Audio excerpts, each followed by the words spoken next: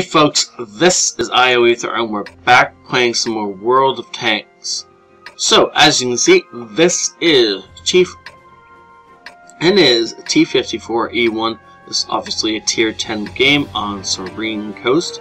And somewhere back here we have Razgriz, another friend, and he is platooned up with Chief.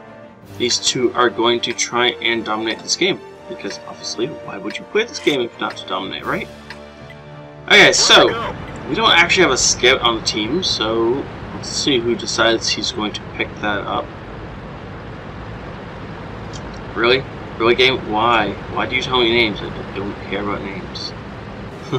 Unless you're the hero of this story, in this case, Chief, I really don't care what your name is. I'm sorry.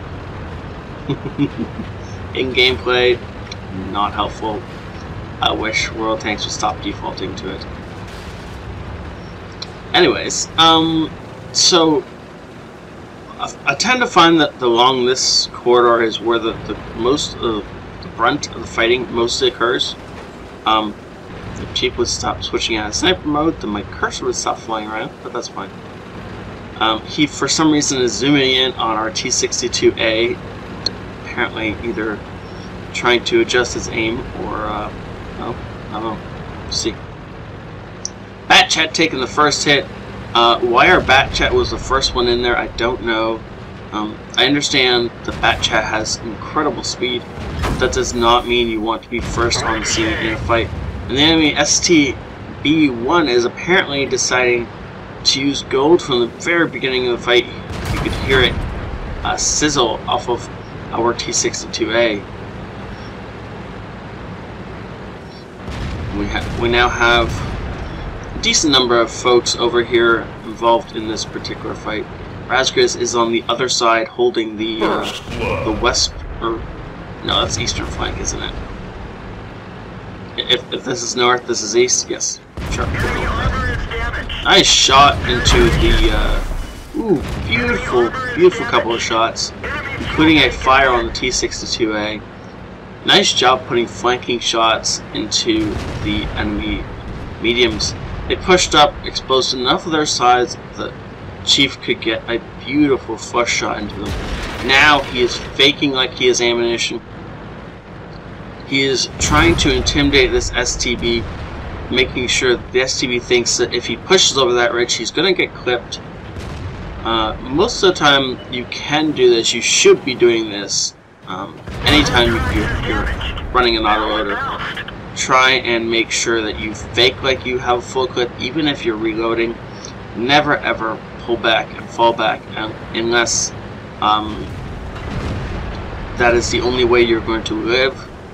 But in most cases, if you fake like you're going for a shot a couple of times, then you can actually fake them out long enough to reload your clip, or at least get you a lot farther along the reload than you would have been otherwise. Especially if, ooh, like this, you occasionally save a last shelf. You know, you occasionally end up with only firing 3 shells and wait till somebody tries, you know, think you're faking it, push up over the ridge, and then you call the bluff. That definitely helps with them not knowing when you're reloading and when you're not. Now there's only an Object 140 who does not realize he's in the middle of reload, and as soon as Chief has a full clip, he's going to push over this ridge, take out the enemy T6. Oh, misses the 140. STB hits him, and Razgriz is yelling for help on the other side of the map. Unfortunately, we can't do anything about that. Good job. Ooh. Friendly T62A takes out the enemy T62A, and Chief manages to bounce another shot off the top of the 140. Now we do have an I-7 and a T62A pushing in the back of these guys, so we do need to run in to support them. Otherwise, they're just going to die, and then we're going to have the same problems. The back end of a 140 is always a clean shot. And now this poor STB is nowhere to go but to his death. He charges at the T62A, hoping to either get past him or do some damage. Either way, he doesn't do a whole lot of anything before he dies. Wow. Okay, that was kind of intense. And now it is we're just pushing over to clean up the rest of the team. Now we know where the two enemy heavies are that are currently up against Razgriz and our AMX-50B on the other side of the map. We don't really know where their TDs are. They were last spotted. Oh yeah, look at that. There's the Waffentrager. Now the 268 was last spotted here. The Taurus was last spotted here. That does not mean they're still in those positions.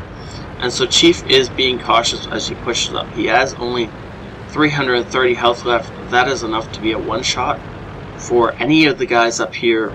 I'm fairly certain even the Taurus can do more than 330 damage in a single shot. So he's going to let the I-7 take the first shot, even the brunt of the assault, as the I-7 has the armor to do that and the health pool. And he's going to rush up and try and flank this Tortoise. So hopefully while the Tortoise is looking and firing at the IS-7, Chief will be able to get in here and take some flank shots. Now Tortoise is smart enough to back up as he's firing, so it's very hard for Chief to get an actual flank shot. Unfortunately for him, he decides to turn around. No, Mr. Tortoise! And this should be a dead Tortoise. Do we know why the Tortoise turned around? He turned around because he had a Waffentrager and a T54E1 behind him. But he turned around exactly the wrong time, and Chief just managed to put a full clip into the back end of him, which is the perfect place to be shooting at a Tortoise from. Oh, that poor Tortoise. Either way, he was dead. He tried to make a little bit of an outplay by turning around so he could get some easy damage in on these two. He probably could have taken them out if Chief hadn't clipped him right there, but oh well, poor guy. Great game. 2400 experience without premium with his daily double. Wow. Master Badge, first cast, fire for effect, bruiser. Unfortunately, no epic medals or medals at all.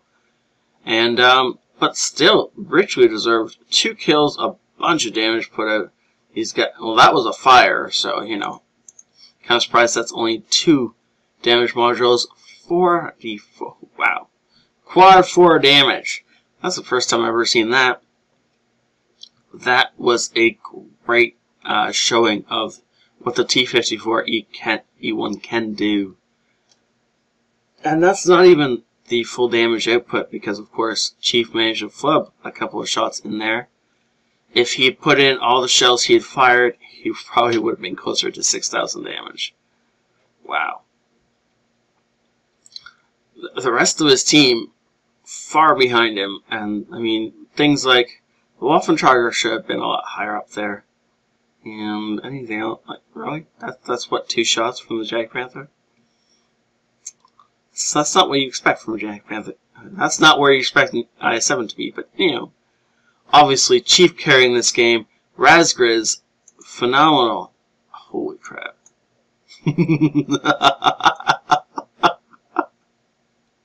Well, so Chief carried our side. Chief carried the west side of the field, and Razgriz carried the east side, and together these guys dominated this game. Wow, that was an epic game. For 6 minutes of work, completely worth it. Actually earning some money. Wow, great game, guys. Thank you so much for sending in.